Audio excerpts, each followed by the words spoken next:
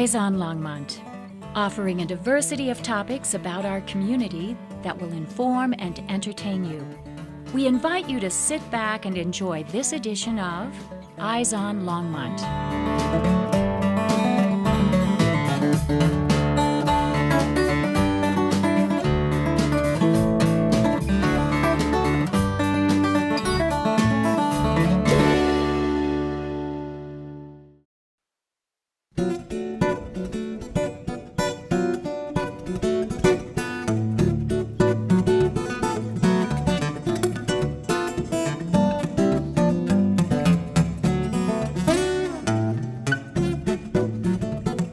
Hi, I'm Bill Butler. For many years, I was the park archaeologist at Rocky Mountain National Park. One of the things that always amazed me driving around the park was all the things that were built by the Civilian Conservation Corps, the CCC. Many people have never heard of the CCC, so before I talk about Rocky Mountain, let's do a little quick review of how we got the CCC. World War I is over. America is doing fine. The 1920s, the economic prosperity. This is the time of the Roaring Twenties. There were some downers though. Prohibition came in, which means we got watered down booze, and we got the mafia, and crime is with us to this day. The positive side though, women got the right to vote, the 19th Amendment. Everything is going along just fine, and then boom, the stock market crashes. This is a result of a lack of regulation, greed, and a lot of other factors that caused the market to crash. There was no money, goods and services were lost, a lot of companies went out of business. It was a pretty bad time. In fact, there were 15 million people unemployed within months of the crash. These are, you can see them on the left, bread lines and work lines were common everywhere. To top it off, we had the Dust Bowl, the major drought in the 1930s to 1934 that wiped out all the farms in the Midwest. Many farms were repossessed by the banks. My own grandparents lost their farm in South Dakota. My wife's grandparents lost theirs in Oklahoma. And there was a great move to the West. Classic photo here by Dorothea Lange on the left kind of says it all about how bad it was during the Depression. Where's my next meal going to come from?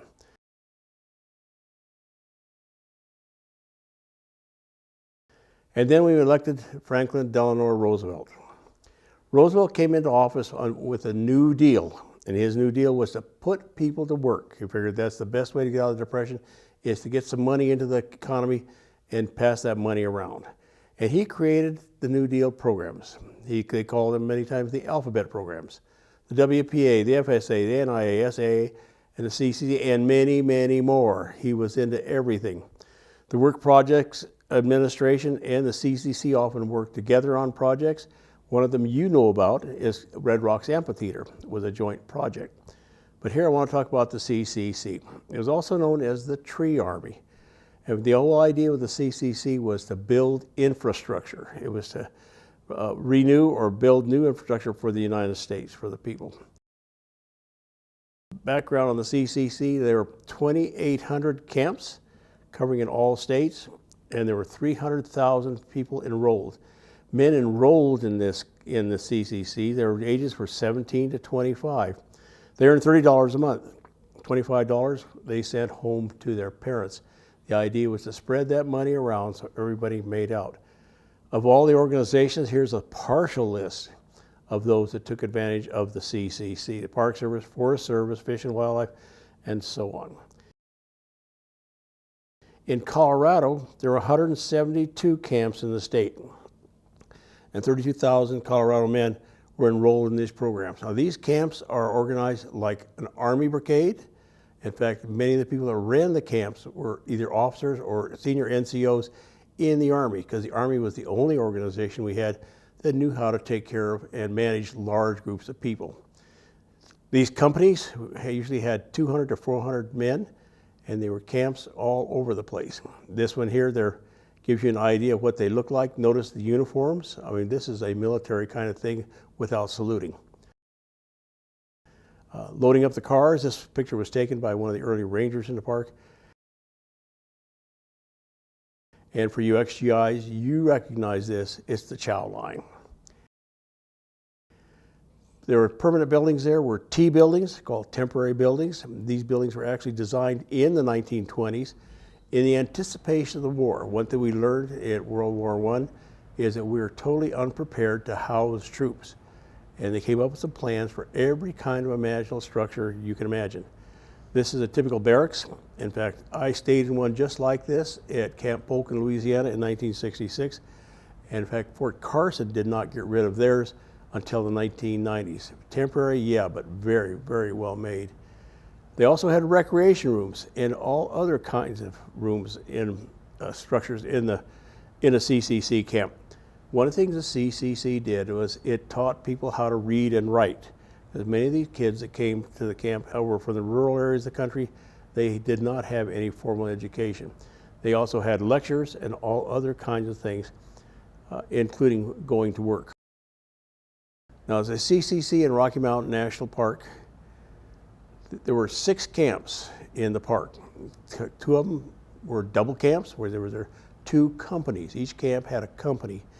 The things they did, you can see a list here: visitor centers, trails, campgrounds, amphitheaters. Some of the myths here is that the Fall River Road was not a CCC project. Trail Ridge Road was not a CCC project. The CCC did not build the bridge over the Big Thompson Creek. Camps were located in 4 areas of the park, 2 on the west side and 2 on the east side.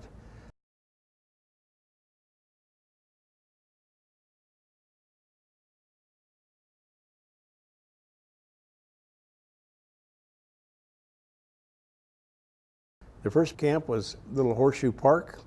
As you come up the Fall River on 34, you're going into Horseshoe Park. Little Horseshoe Park is just a small section off to the south of Big Horseshoe Park. Some of the CCC people, a picture of them out there outlining NP1C. The camps are numbered by NP, National Park, and number 1, and the C means CCC. This is a picture of the camp in 1942. Notice the tents, notice the nice linear structure. I mean, that's an Army type of arrangement right there. One of the people to visit the camp was Robert Feshner. He was the boss man for the CCC, and he came to talk to the troops. There is a memorial to him. It's in Hollowell Park.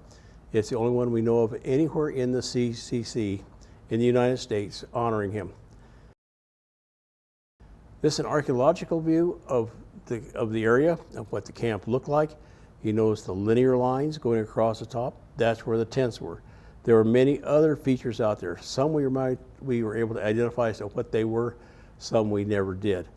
But this is an idea of what it looked like. Again, a picture of Fletcher talking to the troops. You can see them all sitting on the side of the hill. This is the same area seen today. Now, one thing the CCC did is when they left the area, they cleaned up. I mean, they cleaned up everything. So there's nothing left there on the surface. The problem with the CCC is also cleaned up things they probably should not have. The ghost towns or mining towns of Lulu City and Gaskell were wiped out by the CCC. To me, that was a terrible thing to do, but to them, that's just one thing they did.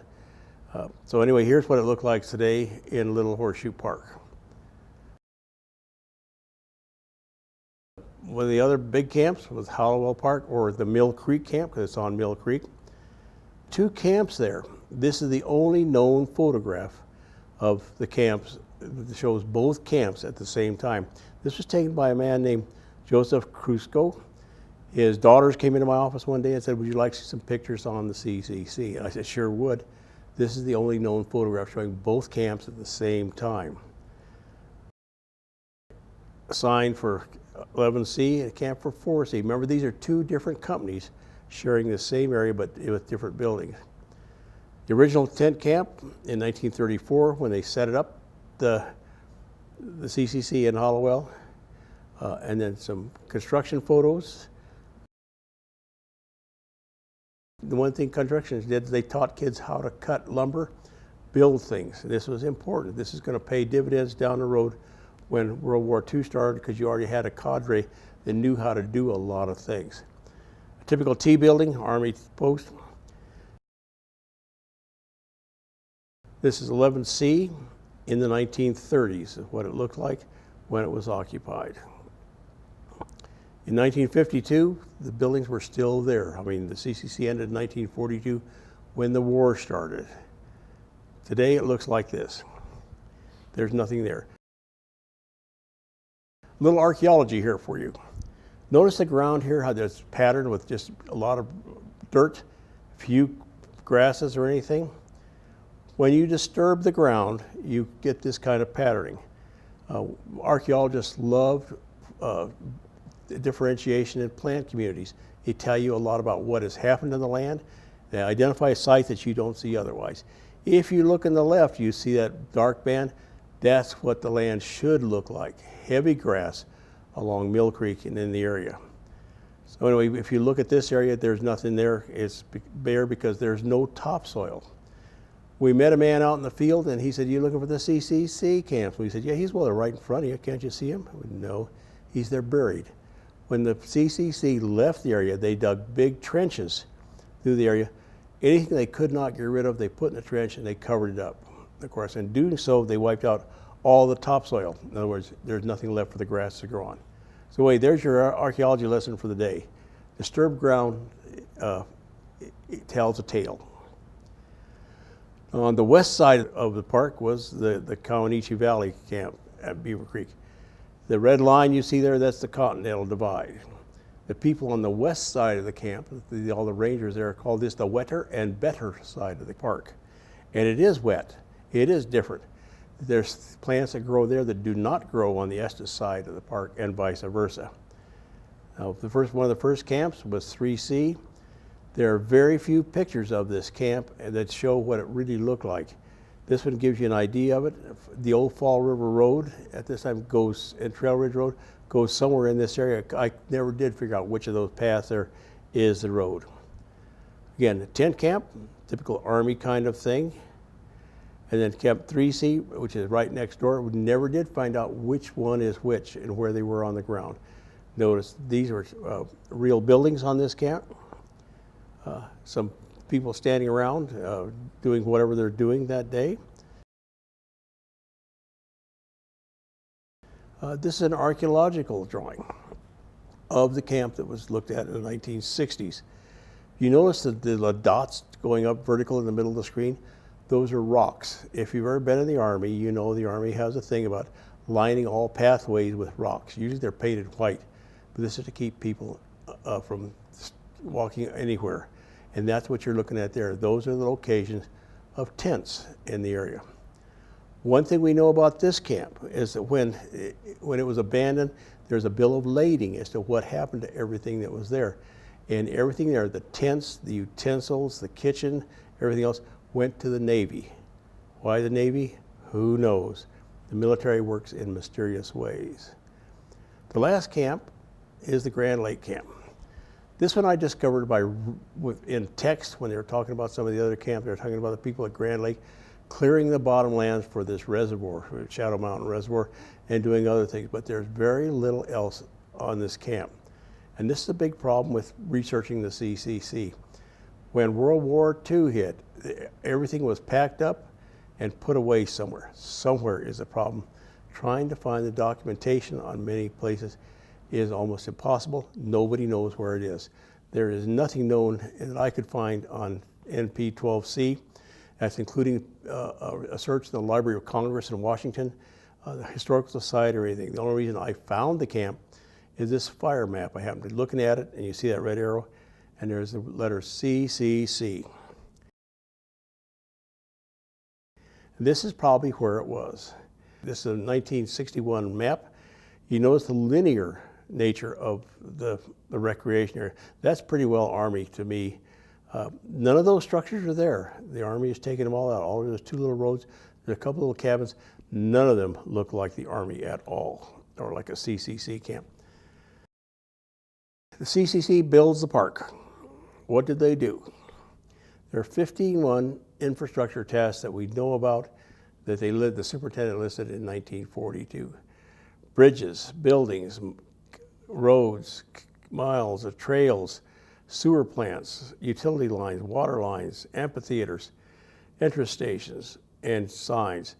Everything you see on that list there still exists today with the exception of the entrance stations. They were all modified by the Mission 66 project that closed a lot of these entrance stations and opened some new ones. They also did a lot of other things like cleaning up the landscape, removal of abandoned structures. In one place they were cleaning up a fish pond because it got muddied up and the fish were dying. They fought forest fires and did all kinds of other things. Some pictures of trail work. These are Crusoe photographs.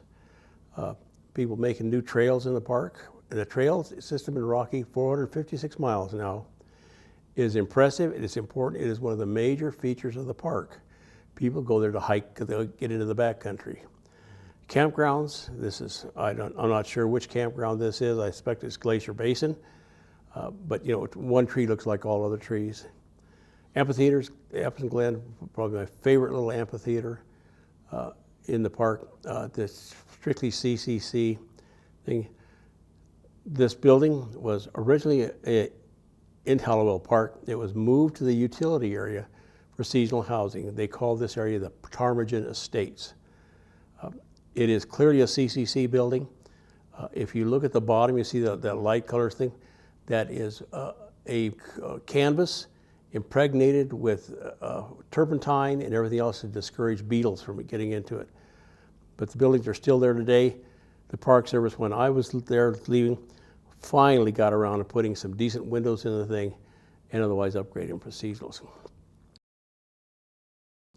One of the more interesting things the parks or the CCC did from the county camp was experimented with temporary buildings that they could move.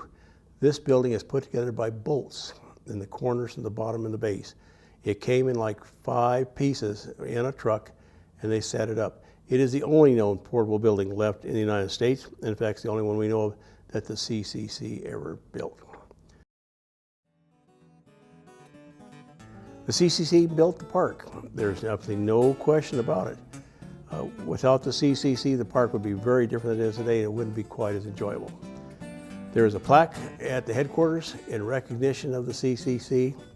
Today, 100 years later, Rocky Mountain National Park enjoys the work of the CCC.